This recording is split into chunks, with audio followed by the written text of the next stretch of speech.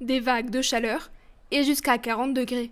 Cet été, la Haute-Marne a été placée plusieurs fois en alerte canicule, entraînant des restrictions de l'usage de l'eau liées à une sécheresse sur le département.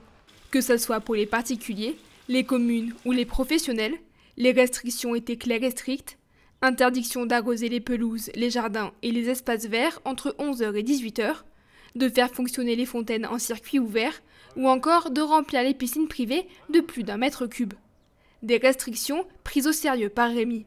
J'ai créé une fontaine, hein, c'est un circuit fermé, et comme il y a trop d'évaporation d'eau, d'évaporation d'eau par les fortes chaleurs, j'ai arrêté mon système parce que je suis obligé tous les matins de remettre de l'eau. C'est pas étanche à 100%, donc il y a quelques fuites avec la bâche ou les cailloux. Donc moi j'ai dit non, j'arrête l'eau parce que je ne vais pas gaspiller de l'eau, hein, c'est trop précieux. Mais tous les matins, je suis obligé de remettre 60 à 80 litres d'eau. Hein. Ah ben voilà l'installation. Donc installation très simple. Hein. Y a une prise d'eau là sous la descente d'eau et puis ça va dans mes cuves. Hein.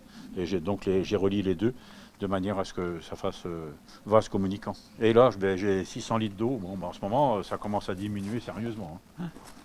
On a impatient de revoir un peu de pluie de manière à récupérer à nouveau de l'eau. Sous l'un de nos articles à ce sujet, certains particuliers ont exprimé leur désaccord avec la décision préfectorale. Contactés, les personnes n'ont pas souhaité répondre. Ça sera 100 mois. Restrictions ici, restrictions là, des restrictions partout, mais des baisses de prix nulle part. Ce sera 100 mois. Go remplir les piscines, arroser les jardins et coûte Karcher sur les voitures. Vu le prix qu'on paye l'eau, je peux vous dire qu'on va consommer comme jamais. Malgré un contexte de restriction, le petit village de Fronville en Haute-Marne s'est vu attribuer une deuxième fleur dans le cadre du label Village Fleuri. Des plantes qu'il faut entretenir tout au long de l'année.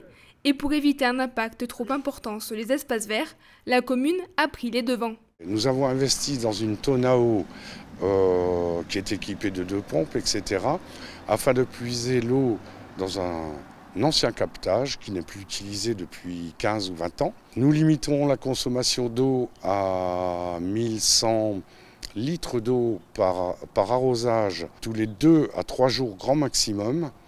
Donc nous avons des fleurs qui périssent, tant pis, on les renouvelle l'année suivante, même si ce sont des vivaces, ça arrive malgré tout. Nous avons mis en place également du paillage, de la pouzzolane, de façon à retenir un maximum d'eau.